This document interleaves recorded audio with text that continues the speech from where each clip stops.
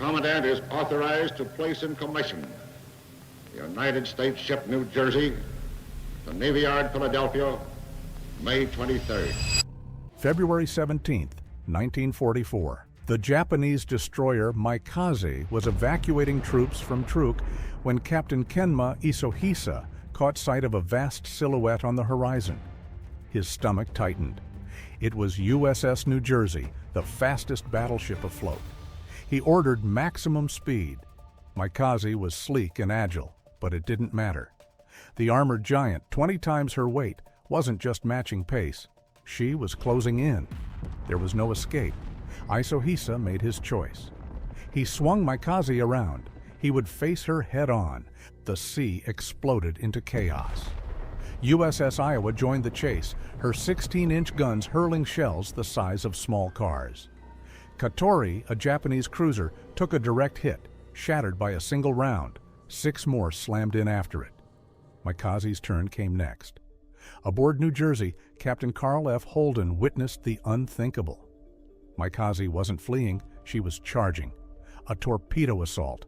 Even the mightiest battleship could be doomed by a well-aimed spread. In an instant, the hunter risked becoming the prey. Holden gave the command to fire. 25-inch guns thundered.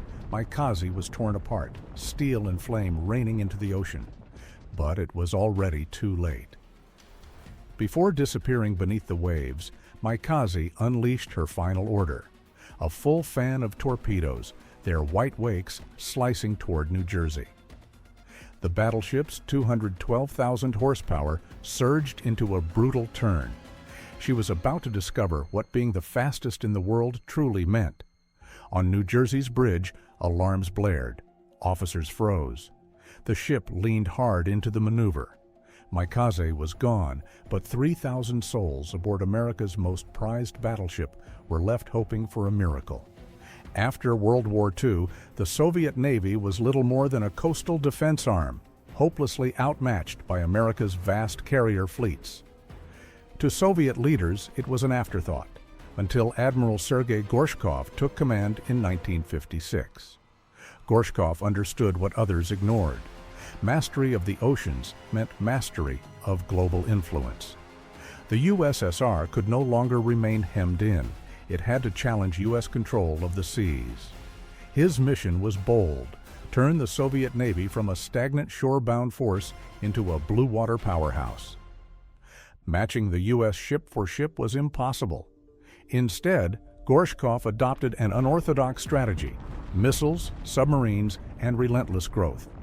He pushed for nuclear-powered subs like the Typhoon class, the largest ever built, able to launch nuclear strikes from deep underwater. To counter American carrier groups, he created the Kirov-class battlecruisers, bristling with anti-ship and anti-air missiles, designed to hit from beyond a carrier's shield. By the 1970s, the Soviet Navy was everywhere, prowling the Atlantic, Pacific, Indian Ocean, and Mediterranean. NATO war games were shadowed, key sea lanes monitored, and for the first time, a constant Russian naval presence spanned the globe. Even Soviet aircraft carriers appeared, the Kiev class, their first steps toward a true carrier fleet. The transformation stunned U.S. admirals. Once unrivaled, the American Navy now faced a global rival able to contest them on every horizon. The Pentagon saw the message clearly: American sea dominance was slipping. The answer was a counter buildup on a scale never seen before, the 600-ship Navy program. Under President Ronald Reagan, the United States began one of the most aggressive naval expansions in history.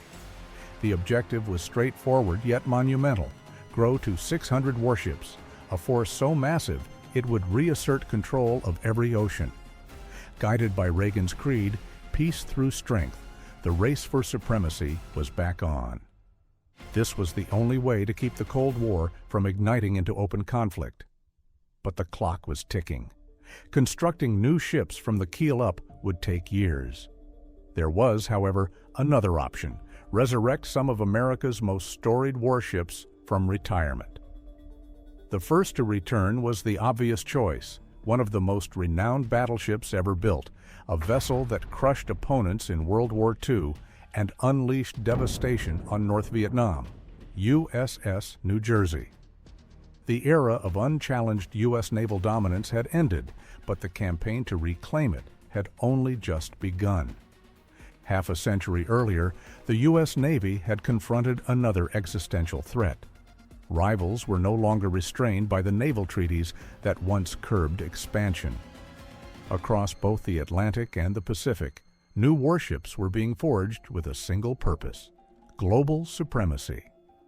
In Japan, naval architects worked in secrecy to construct the largest battleships the world had ever seen. The Yamato and Musashi eclipsed every warship in history.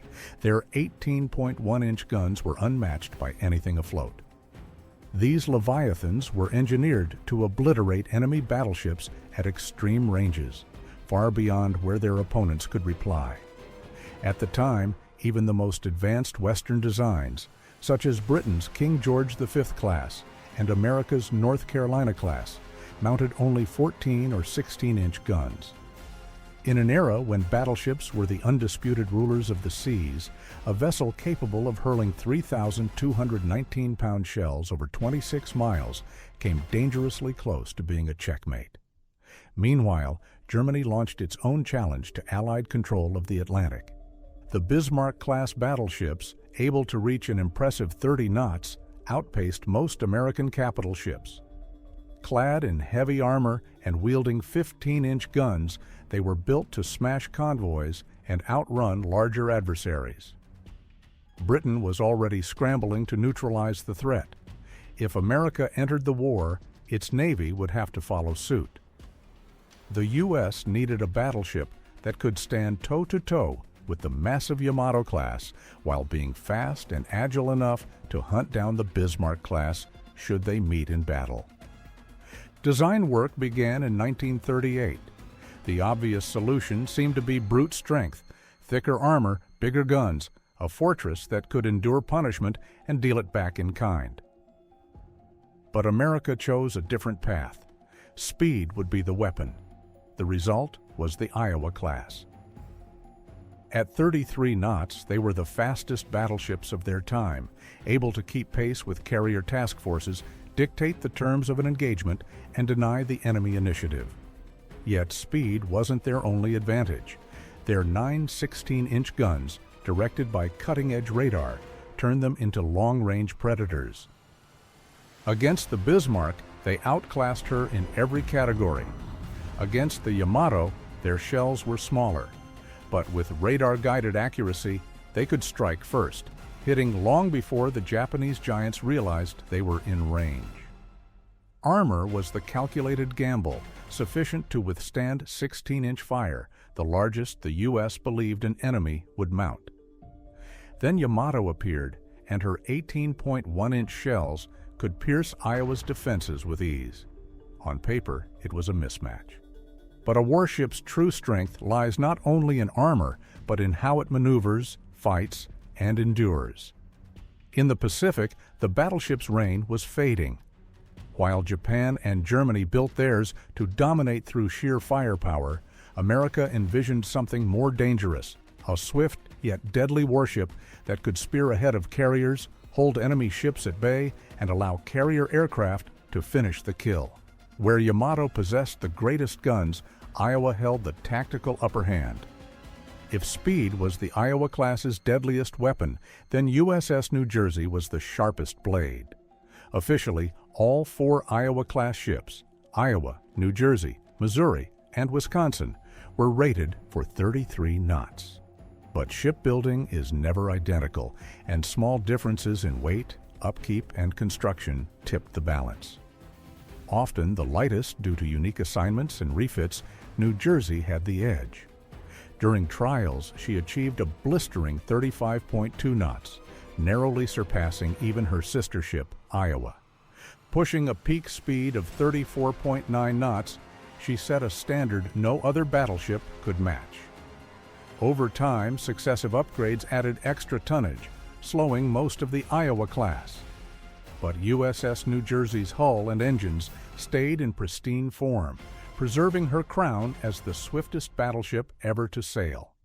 At 32 to 35 knots, cruisers and destroyers were engineered to be the greyhounds of the sea, bound by the iron belief that a battleship could never rival their pace. New Jersey broke that belief in half. Suddenly, she was prowling their hunting grounds, erasing the gap before her prey could react. She didn't need to overtake them entirely, only to draw within reach. Her 16-inch guns could strike from 24 miles away, making escape an illusion. Against New Jersey, there was no flight, no refuge. Launched on December 7, 1942, exactly 1 year after Pearl Harbor, her debut was a display of might. Sliding stern first into the water, she briefly brushed the shoreline of her namesake state before being hauled into dry dock, where an army of metalworkers and welders fitted her with 3 colossal gun turrets and a labyrinth of radar, targeting, and communication systems. Meanwhile, her crew drilled without pause, mastering every mechanism, ready for the moment she would steam into battle. Commissioned on May 23, 1943, under Captain Carl F. Holden, she wasted no time. By early 1944, she was slicing through Pacific waters toward combat. During the Marshall Islands invasion, while Marines fought tooth and nail ashore, New Jersey lay offshore, hurling destruction onto Japanese fortifications, clearing the way for the assault. This was only the opening chapter. From then on, Big J, as her crew affectionately called her, was everywhere. She was the hammer behind nearly every major amphibious landing after 1943. The Marshalls, New Guinea, the Carolines, the Marianas, the Philippines, Palau, Iwo Jima, Okinawa. Her guns smashed enemy strongholds ahead of every American landing. Twice she joined strikes against Truk Atoll, the Empire of Japan's most formidable stronghold in the South Pacific. But a sobering truth emerged. The war New Jersey was built to fight wasn't unfolding. She had been crafted to duel Japan's and Germany's most powerful battleships in direct gunnery combat. Yet in the Pacific, such clashes were vanishingly rare. Naval warfare was now ruled by carrier groups which could find and destroy battleships long before their big guns could answer. So New Jersey and her sisters took on new roles. They became the floating artillery that softened beaches before landings, and in the open sea, they became guardians, bristling with anti-aircraft fire to shield the carriers.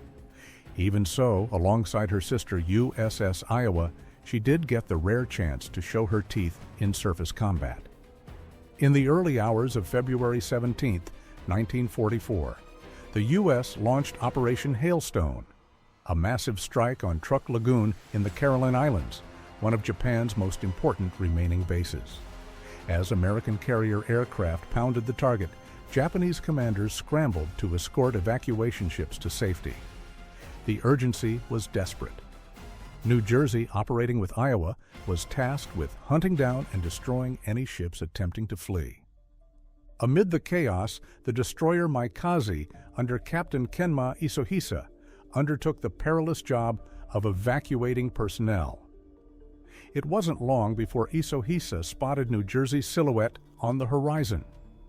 Running from the fastest battleship afloat was hopeless. He made his choice, a head-on attack. Maikaze lunged forward. The combined firepower of New Jersey and her escorts was overwhelming. Before being blown apart by torrents of 5-inch shells, Maikaze loosed a spread of torpedoes, a final act of defiance. Through sharp maneuvering and a measure of luck, New Jersey dodged all 5. The close call was a chilling reminder. Even aboard the most formidable warship on Earth, serving in the mightiest Navy in history, survival was never guaranteed. From there, New Jersey pressed on, escorting carriers in the first massive strike on Tokyo, blasting 20 enemy planes from the sky, including kamikazes, and rescuing downed American aviators from the sea. Then came the war's climactic battles. The Battle of the Philippine Sea, June 1944, the largest carrier clash ever fought. New Jersey stood at the heart of an anti-aircraft wall that annihilated Japan's air arm in the infamous Marianas Turkey Shoot. When the fight was over, Japan's naval aviation was crippled beyond recovery. 3 months later came Leyte Gulf, the largest naval battle in history. Over several chaotic days of battleship duels, carrier strikes, destroyer skirmishes, and kamikaze runs, the Imperial Japanese Navy was smashed forever. It was the blow that sealed Japan's fate. And at the center of it, Big J carried a distinction no other ship could claim, serving as flagship for 2 of the U.S. Navy's most legendary admirals. Commanded by 2 of America's greatest admirals, Raymond Spruance, the calculating strategist who orchestrated Midway's victory, and William Bull Halsey, the relentless brawler who drove the Pacific offensive, New Jersey was there for it all. Peleliu, Leyte, Mindoro, Luzon, the Battle of Formosa, the U.S. Navy's bold sweep through the South China Sea. One by one, she helped tear apart Japan's Pacific stronghold. When the guns finally fell silent, after years of pounding enemy warships, shattering fortresses, and guarding America's carriers, Big J carried thousands of exhausted but victorious troops home. Her mission complete, she was tied up in reserve status, Navy code for mothballed, outdated, and unwanted in the jet age. But peace never lasts. June 25, 1950. Korea erupts. Communist forces pour across the 38th parallel. Soviet tanks roll over South Korea's defenses. U.S. troops retreat toward the sea. General MacArthur needs firepower. President Truman gives the order, bring back New Jersey. On November 21st, Captain David M. Tyree steps aboard. Her decks are alive, crews scraping away years of preservative grease, boilers rumbling after a long silence, 9 16-inch guns being brought back to battle readiness. By May 1951, she's off Korea's east coast. Vice Admiral Harold M. Martin raises his flag on her bridge, a message to friend and foe alike. America's heavyweight is here. 3 days later, Wonsan Harbor explodes under her barrage. Each 2,700-pound shell arcs 23 miles inland, erasing supply dumps, gun emplacements, and fortified caves. North Korean troops learn fast. When New Jersey appears, they vanish inland. No shore battery can hit her. No enemy ship dares close the distance. In July 1953, she unleashes a full broadside. The earth shakes. Bunkers collapse. 2 weeks later, the armistice is signed. Vietnam is a different war. No fleets to duel, only jungle guerrillas hidden deep inland. The battleship sleeps again in 1957. But in 1967, American aircraft are falling at an alarming rate. Soviet-built missiles tear through squadrons. Every downed pilot costs millions. And morale.